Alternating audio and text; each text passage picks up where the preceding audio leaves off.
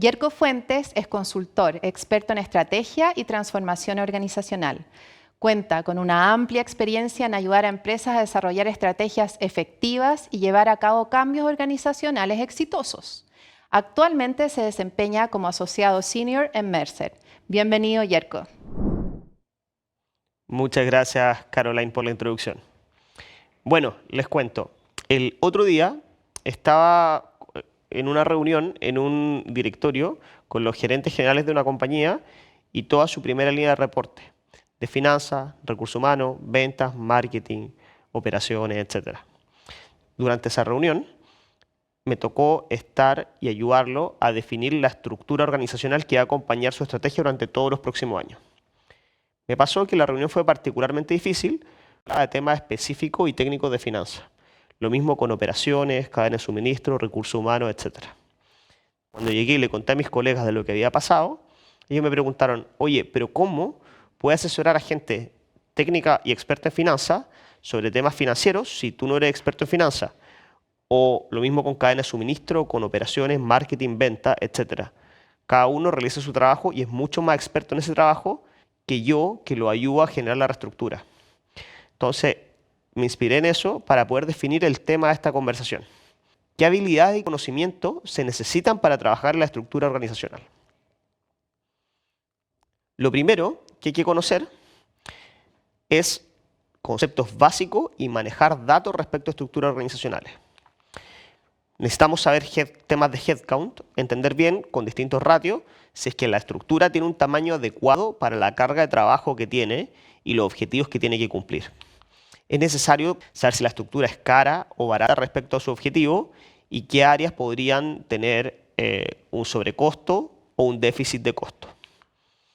Necesitamos conocer también si la cantidad de trabajadores por área y por función son adecuadas respecto al trabajo que se tiene que desarrollar y compararlo con distintos ratios o benchmark. En el caso de finanzas, con la cantidad y el monto monetario que gestionan, en el caso de recursos humanos y TI, etc. Los trabajadores por nivel. Hay organizaciones que tienen forma de pirámide, forma de diamante, que tienen exceso de gerente, exceso de operario o exceso de ejecutivo. Eso también es importante analizarlo para poder tomar decisiones informadas y asesorar respecto a la estructura organizacional. Span de control, tramos de control. Saber bien cuántos reportes tengo que tener respecto a la función que tengo, en qué casos se permiten mayor cantidad de reportes, como en el caso, por ejemplo, de que sean todos los reportes haciendo un trabajo igual o muy operativo, y en qué caso es más difícil tener un span de control más amplio. Y por último, entender conceptos de las capas de la organización y la profundidad de control de las diferentes áreas para tener nociones de la verticalidad de cada una. Pero, ¿es suficiente tener datos, benchmark y manejar los conceptos básicos? La verdad es que no. ¿Qué más tenemos que saber?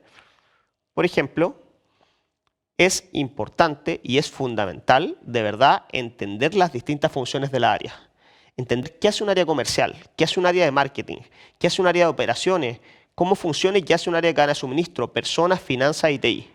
Y no solo eso, entender bien de las funciones que las componen y entender en profundidad. Si es que hablo con el gerente de cadena de suministro, tengo que conocer de compra y abastecimiento, tengo que entender de logística, tengo que ayudarlo a gestionar inventario, conocer de almacenes y de comercio exterior también. Entonces, no solamente tengo que conocer los conceptos de estructura, sino que de verdad tengo que interiorizarme y saber cómo funciona la área. Y no por separado, no como silos, sino que entender bien cómo son los procesos de punta a punta de la organización, cuáles son los claves. Ahora, ¿esto no es suficiente? Tampoco. Es necesario tener una metodología que te respalde para poder hacer un diseño organizacional. En nuestro caso, el diseño organizacional lo podemos explicar simplemente en pocos pasos. Primero hacemos una reunión de kickoff donde nos juntamos todos y explicamos cuáles son las expectativas, alcance, tiempo y plazo de un proyecto. Luego hacemos un ciclo de entrevistas donde entendemos de verdad cuál es la estrategia de la organización y nos va a ayudar a poder definir la estructura. Estrategia y estructura están alineadas, son paralelas y la estructura es un principal habilitador del cumplimiento de una estrategia en una organización. En la entrevista también entendemos y interiorizamos los dolores de la área.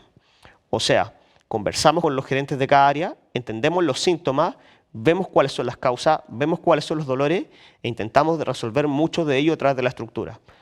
Luego hay que analizar los documentos de la organización, entender de la estrategia, entender bien la estructura, organigramas, nómina de empleados, descriptores de cargo, distintos indicadores relevantes para cada área.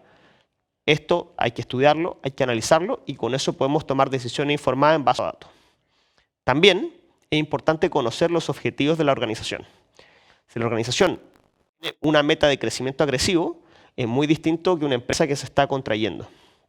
Entonces no podemos acortar un área que va a crecer y va a aumentar su volumen de trabajo. Muchas veces pasa en las empresas que hacen una reestructura, cortan un área, despiden trabajadores y luego vuelven a contratar. ¿Sí? La idea es tener una planificación ordenada de los trabajadores para que esto pase. Analizamos luego benchmark y mejores prácticas globales. Hacemos un análisis cualitativo donde entendemos organigrama, un análisis cuantitativo donde entendemos ratio. Otro concepto fundamental y con lo que me interesa mucho que se queden, y es un error que se comete mucho, es que los benchmark no son la respuesta. Una respuesta de benchmark, lo que hacen tus competidores, no tiene por qué ser la respuesta para tu organización. Entonces es importante conocer cada caso, entender los procesos, por ejemplo, entender las tecnologías y entender la operación que se tiene antes de definir la cantidad de trabajadores. Luego, considerando todo esto, primero, diagnóstico de la organización actual y benchmark de competidores, ya estamos en condiciones de pasar a diseñar.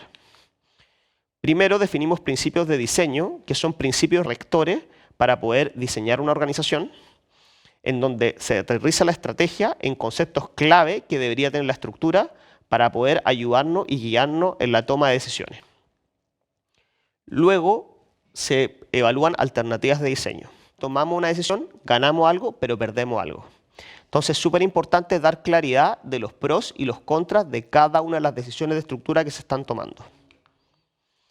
Luego hacemos sesiones colaborativas para aprovechar el conocimiento específico de la área, entender muy bien mejores prácticas, competidores, diagnóstico y opinión experta para tomar decisiones de diseño y luego documentar organigrama, rol y responsabilidades, mencionar la estructura, cuánto va a costar a lo largo del tiempo, priorizar los cambios desde lo mayor beneficio y menor esfuerzo hasta algunos cambios que son más pequeños o que tienen un mayor esfuerzo y impacto en la organización, para luego definir una hoja de ruta de implementación en donde está todo súper ordenado y súper guiado del paso a paso de qué se tiene que hacer en los siguientes años.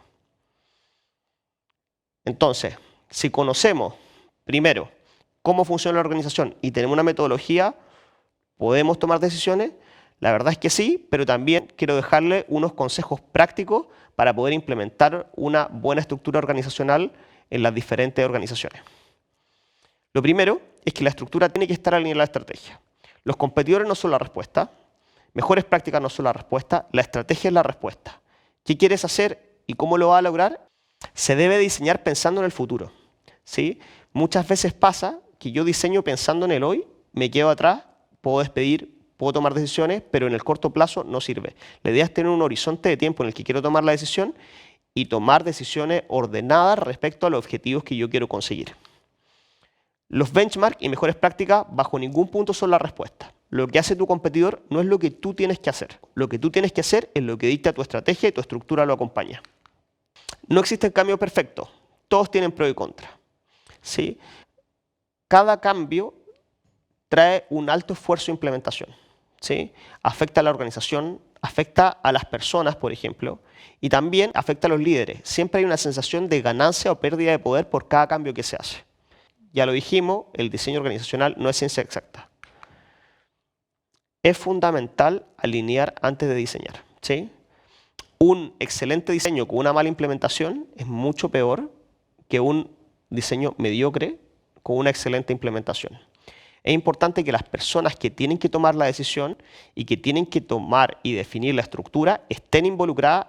Abordar a cada uno de acuerdo a sus necesidades es correcto, pero para mí un proyecto no es exitoso si hago un buen PowerPoint y un director, un gerente se lo cree y se lo compra. Lo importante es que se implemente y los decisores tienen que de verdad creerse la estructura que están decidiendo. Hay que evitar duplicidad de funciones, funciones huérfanas o conflictos de interés. Por ejemplo, auditoría no podría estar en finanzas porque está auditando a ti mismo. Muchas veces tenemos la parte de planeación de la demanda en venta y están definiendo sus propias metas. Hay veces que hay conflicto de interés entre abastecimiento, que quiere generar ahorro, y mantenimiento, que quiere tener los materiales en tiempo y forma. Lo importante es conocer estos conflictos de interés para poder definir una estructura que los considere a la hora de implementarse. Este es muy difícil. Hay que pensar en las posiciones y no en las personas. Muchas veces los cargos y las estructuras se deciden en base a las personas que ocupan el cargo.